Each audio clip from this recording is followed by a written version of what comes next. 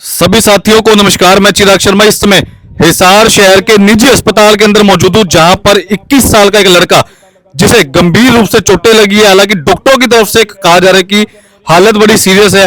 परिवार हिसार शहर के एसपी महोदय से भी मिल चुका है, पर उसके बावजूद भी पुलिस की तरफ से उचित कार्रवाई नहीं की जा रही, ऐसा परिवार वालों का साफ तौर पर आरोप है। माता पिता इस समय रोते बिलखते हुए आप लोगों को दिखाई दे पा रहे हैं। बातचीत कर देता हूं कि 21 साल का लड़का, ऐसी क्या दुश्मनी थी जिसके बाद गंभीर रूप से उन्हें चोटें मारी गई, जिस कारण उसे हिसार शहर के निजी अस्पताल में दाखिल होना पड़ा। मीडिया के तहत ये रखना चाहते हैं, बताइए माता जी क्या हुआ पूरा मामला, क्या आपके बेटे को चोट किसने मारी है?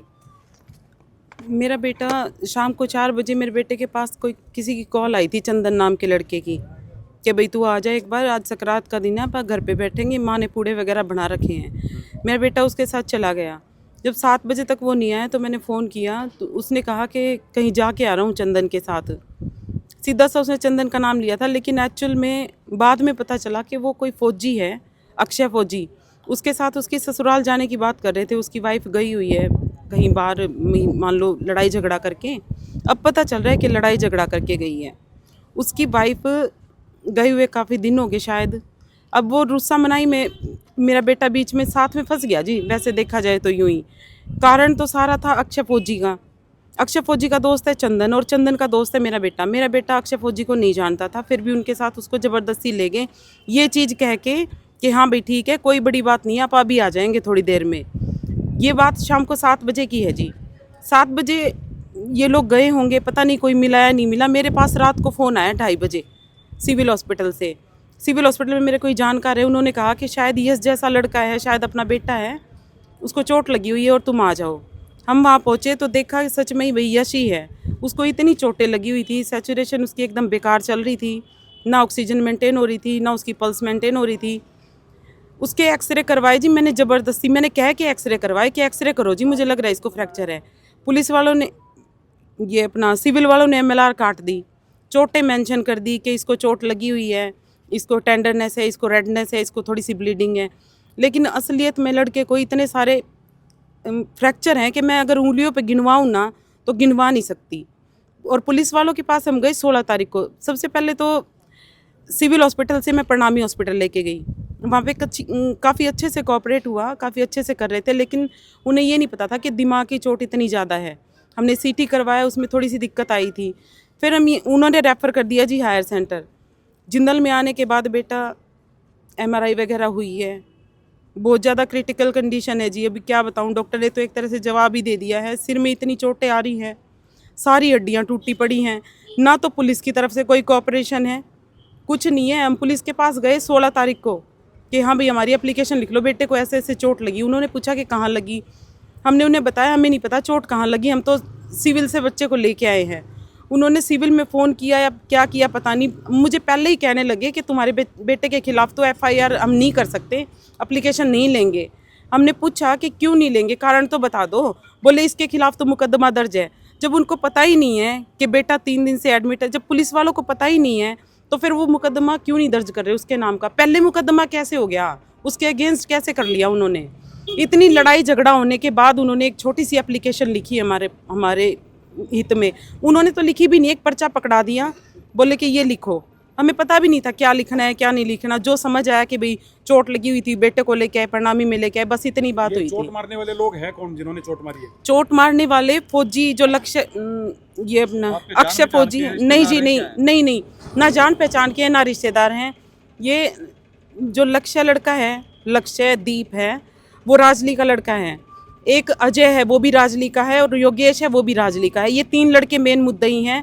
अच्छा, इनके दोस्त और आए हुए थे, उनका मैं नाम नहीं जानती। ये 3 नाम मेरे को उसने बताए थे, अक्षय फौजी ने बताए थे जब वो सिविल हॉस्पिटल में था, क्योंकि मेरे को सिविल हॉस्पिटल में पता चला कि दूसरा लड़का है, ये भी यश के साथ था। उसने 3 नाम बताए मुझे। बेटा तो अनकॉन्शियस था जी, वो कुछ नहीं बोल सकता था। आप कहाँ के रहने वाले? हिसार शहर के? हिसार 12 क्वार्टर के सर, 12 क्वार्टर रानी की शंदर, हमला कहाँ हो रहा आपको पता? रेलवे कॉलोनी में। रेलवे कॉलोनी में? मेरे को 16 तारीख को पता चला जी कि रेलवे कॉलोनी में हमला हुआ है। आप एसपी साहब से मिले? हाँ, मिलने के लिए गए थे जी। हिसार एसपी साहब से मिलने गए थे? मिलने के लिए गए थे तो उधर कहे कि आज नहीं ये ले जाओ, बोला 1-2 दिन में आपके पास कॉल आ जाएगी और उसके दोबारा आपको बुलाया जाएगा और मिल देंगे, यही बात। मिलने का मौका नहीं दिया, बोला फर्स्ट बार नहीं मिलने देते। अब डॉक्टर की तरफ से क्या कह रहे थे रश के बारे, हालत कैसी है? हालात गंभीर है सर, कोई चांस नहीं है, बताया जरा, सर पे गहरी चोटें लगी हैं। बहुत ज्यादा छोटे है सर।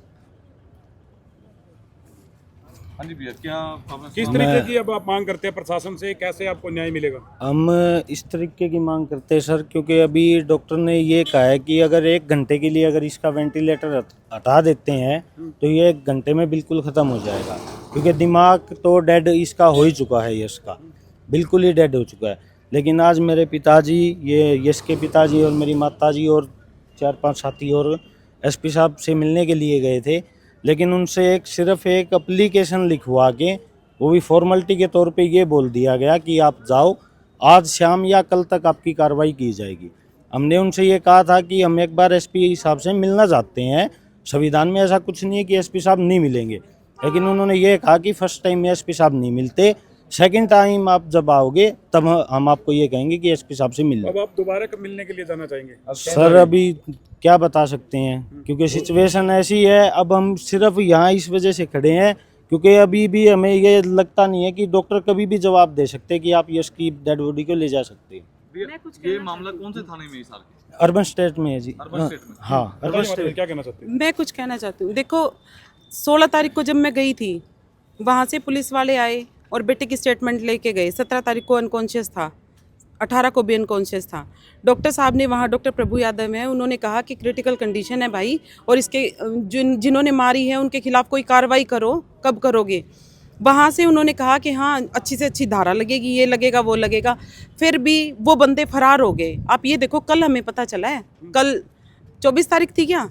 24। हाँ 24 तारीख को हमें पता चला कि वो बंदे फरार हैं। तो 1 हफ्ते तक पुलिस के पास टाइम था, 1 हफ्ते में वो गिरफ्तार क्यों नहीं हुए? क्या ये मामला कोई आम आदमी का होता तो ये छोड़ देते? क्या पॉकेटमारी का होता छोड़ देते? क्या इसकी, मेरे बेटे की जगह कोई अमीर बाप का बेटा होता तो छोड़ देते क्या? साफ साफ इसके पीछे राजनीति चल रही है जी। हमें आरोप लगा रहे राजनीति चल रही है, राजनीति चल रही, उन लोगों की पहुंच बड़े लोगों तक है। बहुत सारे लीडर्स ऐसे हैं जिनके हमारे पास दबाव के लिए कॉल आ रही है कि हाँ समझौता कर लो। हम क्यों करें जी समझौता? क्या उस लीडर के बेटे को कोई मारता तो वो समझौता कर लेता? मेरे बेटे को जितनी चोट लगी हुई है, एक थप्पड़ खा ले लीडर का बेटा, सारे हिसार को नचा देंगे। वो आज मेरा बेटा जिंदगी मौत से खेल रहा है जी। मैं आपको फोटो भेजूंगी, उसकी आज की फोटो भेजूंगी, और आप ये देखना उसकी 2-4 दिन पहले की फोटो देखना, और वो जब ठीक था तब की फोटो देखना। देखा नहीं जाएगा। अगर भले आदमी होंगे तो रोना आ जाएगा, लेकिन उनको कोई फर्क नहीं पड़ता। अब जनता आपको देख पा रही है, सबसे बड़ी बात जनता जनार्दन क्या मांग कर रहे हैं? मैं मांग कर रही हूँ कि जल्दी से जल्दी इसके जो मुजरिम है वो पकड़े जाएं। वो सिर्फ 3 लोग नहीं हैं, 3 लोग के नाम लेके वो बेहोश हो गया था अक्षय, 3 बंदों के नाम लेके। बंदे और भी थे, चंदन नाम का लड़का है, उससे बात की जाए, वो बताएगा कितने लड़के थे। 10-12 लड़कों के नाम लिए हैं। ऐसे नहीं है जी 21 साल का लड़का है कोई, ये नहीं है 1-2 बच्चे, 1-2 बंदा उसको मारेगा और वो ऐसे ही पिट के बैठ जाएगा। किस तरीके के हथियारों का इस्तेमाल किया रोड गया? का इस्तेमाल किया गया जी, साफ साफ दिख रहा है, निशान है। पेल्विस टूटी हुई है उसकी, हड्डी, बड़ी हड्डी टूटी हुई है टांग की, उसकी गोड्डे की हड्डी टूटी हुई है, पंजे की हड्डी टूटी हुई है। राड का इस्तेमाल किया गया है चोट मारने में। मतलब ये कोई लात गुस्से की और आम चोट नहीं है। ये सिर की हड्डी टूटी हुई, आप ये देखो, डंडे मारने से नहीं टूटती सिर की हड्डी, ईंट मारने से भी बच जाती है। लोहे की राड का इस्तेमाल किया गया है। अगर न्याय नहीं मिला मैं धरने पे बैठूंगी, सीधी सी बात है। ये उन मंत्रियों तक ये जरूर पहुंचा दो जो उनकी सपोर्ट में मेरे पास फोन कर रहे हैं। मुझे नहीं चाहिए ऐसा कोई भाईचारा, ऐसा समझौता मुझे नहीं चाहिए। या तो मेरा बेटा दे दो, या वो सारे के सारे आदमी वो गिरफ्तार होने चाहिए, 12-13 के 12-13।